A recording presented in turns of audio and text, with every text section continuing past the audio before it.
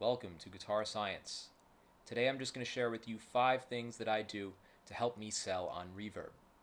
I like to sell a lot of gear on Reverb because it allows me to recycle funds from gear I don't like to get back into gear that I do like. So let's get started. All right, so tip number 1, know the economics of your industry. So guitars and gear are somewhat unique. I'll give you an example. This is an American Strat. I saved up for an entire year when I was in high school to buy this guitar and knew it was probably worth somewhere in the area of $1,200. As soon as I, opened it up, well, now it's only worth probably between $650 and $850. And if you go into Guitar Center, they'll offer you $5. So, thing is, it's 2021 and this guitar is still worth somewhere in that price range. And in 2041, it's probably still going to be worth somewhere in that price range, if not more. It's unlikely it's ever going to be worth less. So that means that buying and selling used guitar gear can be essentially a zero-sum business. You can buy something used and sell it for the same price or more than you bought it for. And that's not true of a lot of things like cars, right? Or most electronics. So just keep that in mind, right? Know the economics of the guitar industry. So maybe you've noticed these pickups are not original. That brings me to tip number 2. Once I considered selling this guitar because I didn't really like the way it sounded, even though I love the way it plays and I love the way that it looks. I was getting a few offers for it at the big box retailers at the time, like $500 or $600. And, that's never going to be enough to get an American-made guitar that I like the way it sounds. So rather than sell the whole guitar and just get the best I can with the money from the whole guitar, why not try to upgrade something on this guitar instead and maybe sell a piece and fund that upgrade? So what I decided to do was I sold the pickups out of this guitar and I bought new pickups. And that whole experience cost me about $40 total. And now I love the way this guitar plays and I love the way it sounds. And instead of, having to drop an extra $400 or $500 after selling this to get a comparable guitar, I just upgraded the pickups and, the total cost to me was $40. So you got to make sure that you're selling the right thing. A lot of times, if you can sell a part of your guitar, you'll do a lot better than if you can sell the whole thing. So if there's something that bothers you, maybe think about, can I fix that one problem rather than let me get rid of this guitar and start over. Oftentimes, parting things out will make you more money, and replacing only one part is definitely going to be less expensive than replacing an entire guitar. So make sure you want to sell what you're selling and make sure you're selling the right thing. Tip number 3, see what the market is like for your item. So let's say I'm selling this Ibanez humbucker here. Well, I think this humbucker is worth $90. So I'm going to go ahead and list it on Reverb for $90. And it's going to go ahead and stay listed on Reverb for $90 forever because no one out there thinks this is worth $90. Now, how am I supposed to know what it's worth? Well, you take the name of the item, you search it on Reverb, and you see what it's going for. And maybe you do the same on eBay or other sources. Once you find out what it's going for, then you know how to price it. If you want it to sell really fast, make it lower than everybody else's. If you don't need it to sell really fast, maybe put it in the middle of that price range. Maybe get optimistic. Maybe yours looks better. Maybe yours is newer. Who knows? So, the other caveat to this is maybe you don't want to sell right now.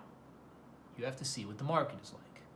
If there's 40 listings for this exact humbucker on Reverb right now, I probably shouldn't sell because there's such a high supply that nobody's going to be willing to pay very much.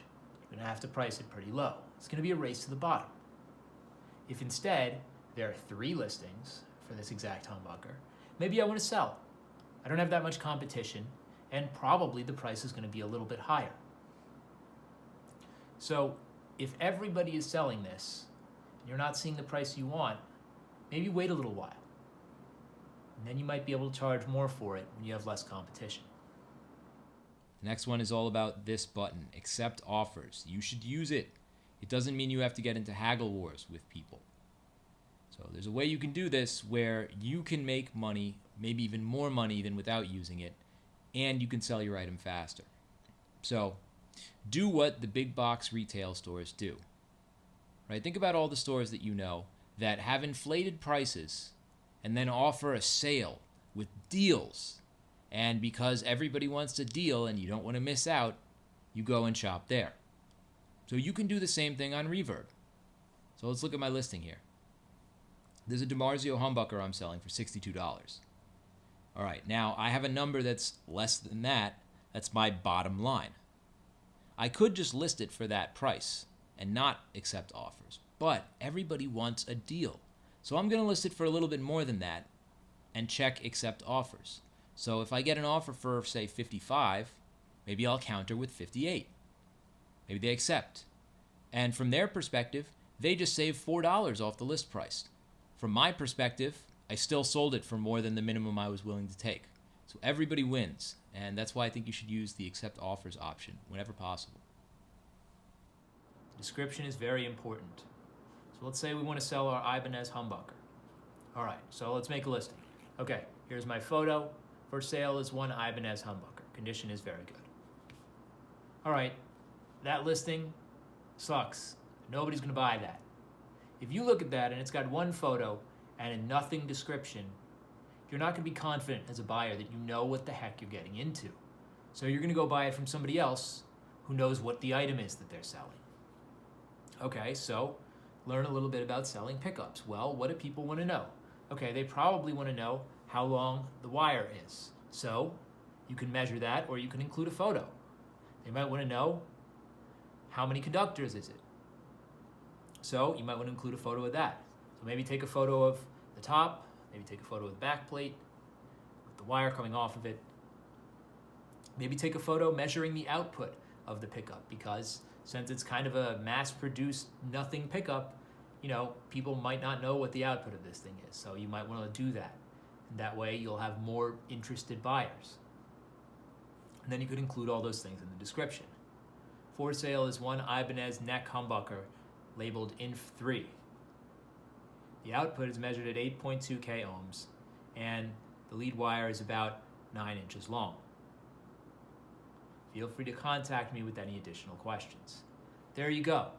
Now, buyers are confident that they know exactly what it is they're purchasing, and your item will sell instead of somebody else's who just said it's a humbucker and had one photo.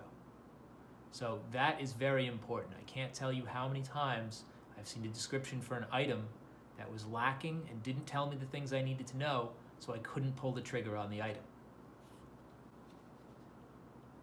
All right, so I hope all of those little tips helped you realize how to sell things well on Reverb, and hopefully you'll have an easier time with this, and so will the buyers out there. So this is a win-win. When sellers learn how to sell better, everybody wins.